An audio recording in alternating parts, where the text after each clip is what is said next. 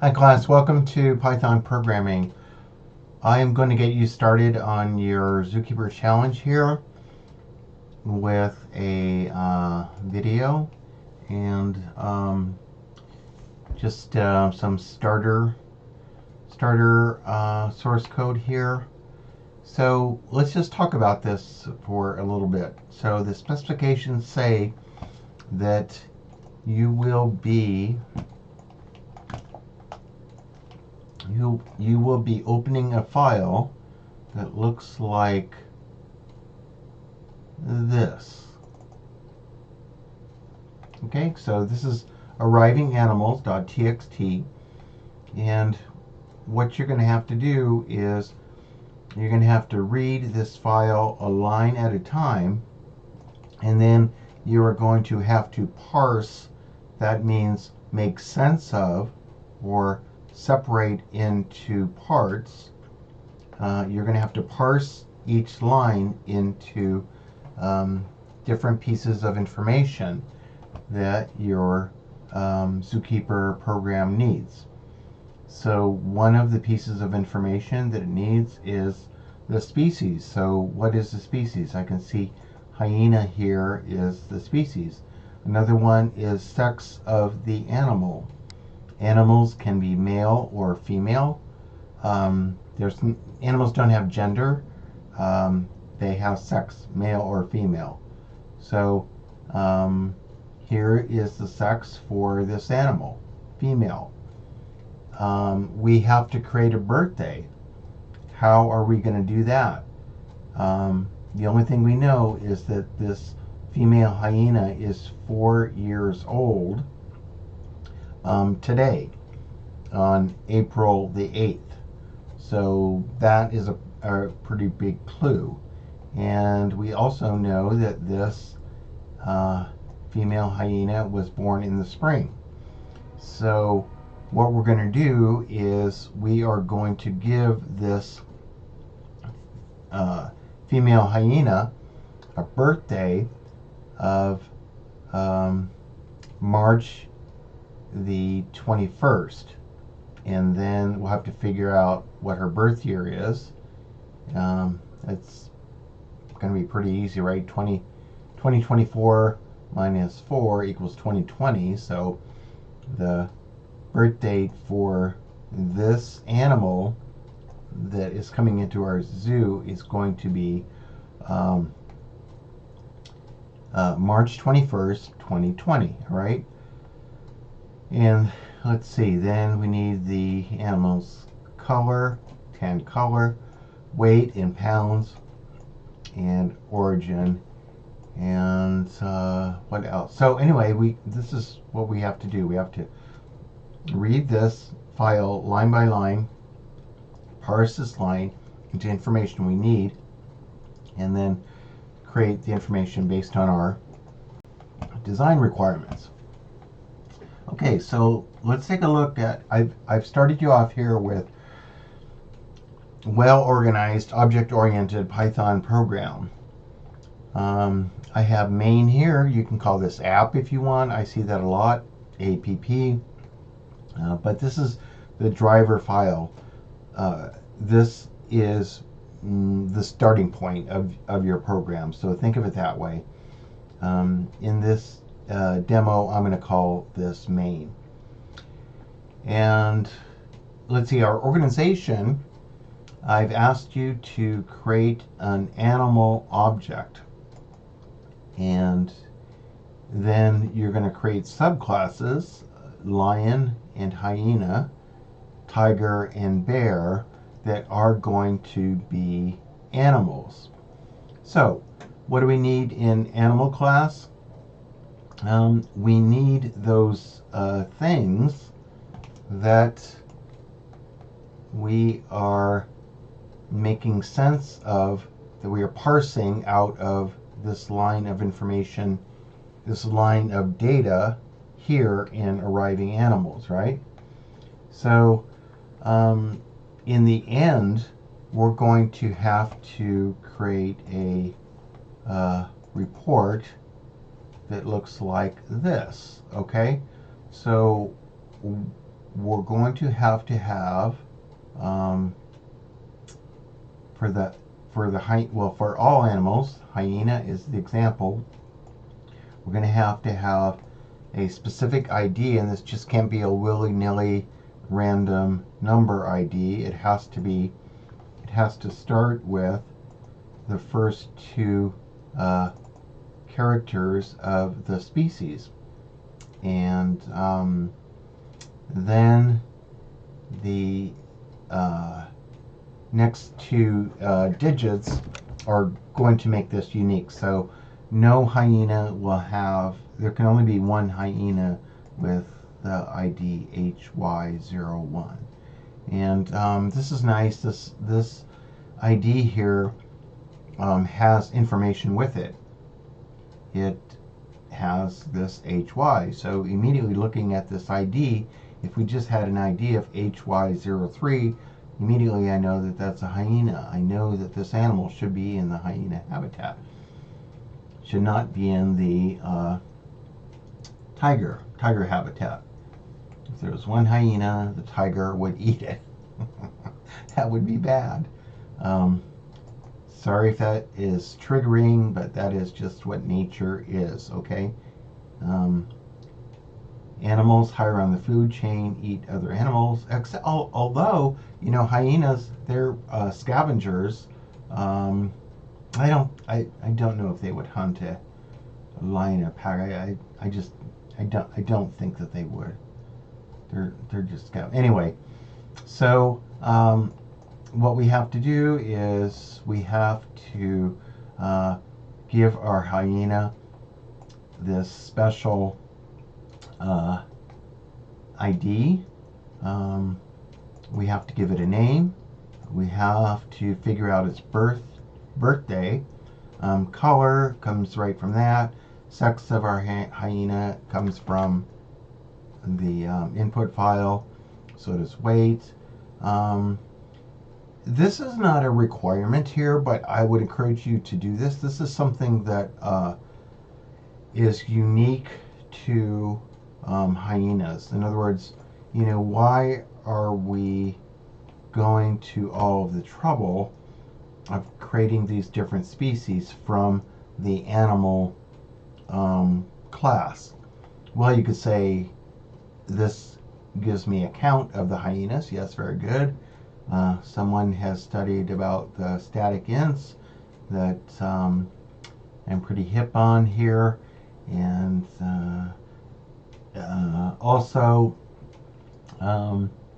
there should be something unique that we have about this hyena. So the thing that is unique is this hyena sound. Okay, so this is just kind of the organization of object-oriented programming here. Okay, so back to our driver program main here. You can see we've got this nomenclature might be scary at first, but don't let it alarm you. Just sit with it a couple or three times and it will make sense. So this means from the file named animal, import animal. And this means import as a class. And we're importing animal as a class because why do we need animal here?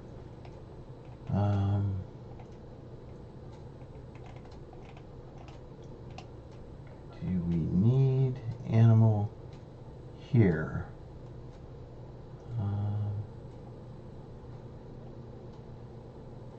Well, let me see. Why did I have that?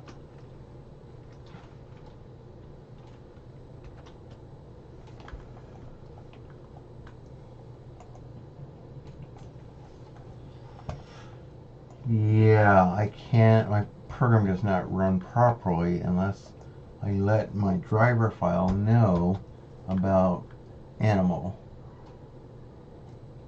Let me just show you where I reference animal.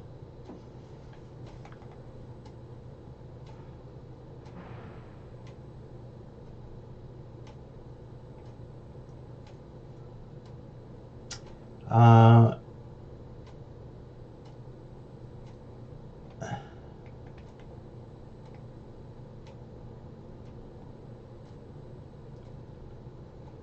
okay, when we create a hyena object, this hyena object is a subclass of animal.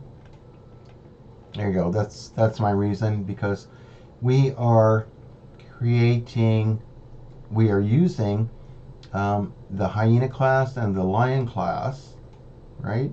Hyena class, lion class, and these are both subclasses of animal. That's why we have to have animal. We can't just, I demonstrated that, right? I took this out. Program runs fine now. My program does not run fine, right?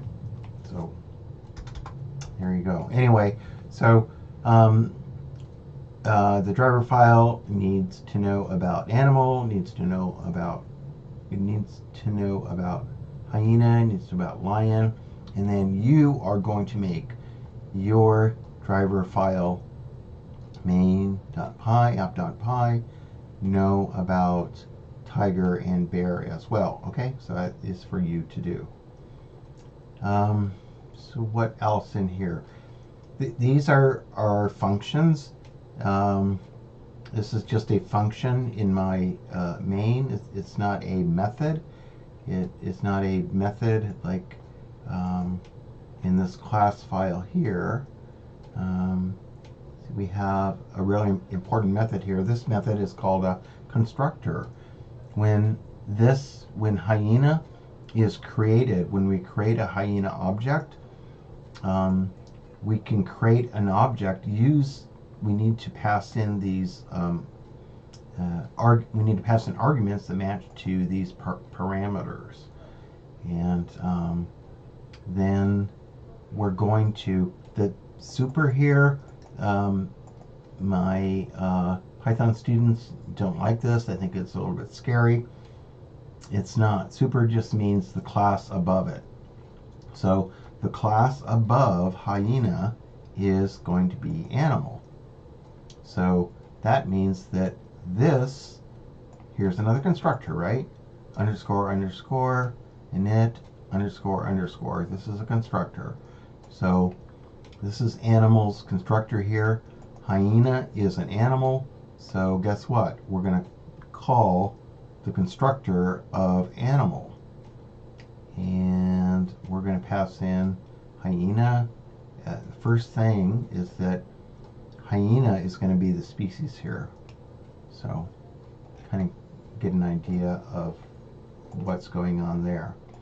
But back to main here and to the parsing, there is a function that I have created for you. I would like you to take a look at this function, edit this, and maybe optimize it. Can it be done differently, better, what have you? Probably, but just nothing. All this stuff, the strips here, just the strip and the strip and the strip. This is stuff that you've been doing literally since like week 1, maybe week 2. Module 2 in here, you were doing strips. So no, nothing crazy about that. So this parses that. We give one line, and this is that single line out of this file here. This single line here. This is the one line that becomes this here. Okay? And if hyena is in species, that means if species equals hyena, then we need to create a hyena object. Go figure, right?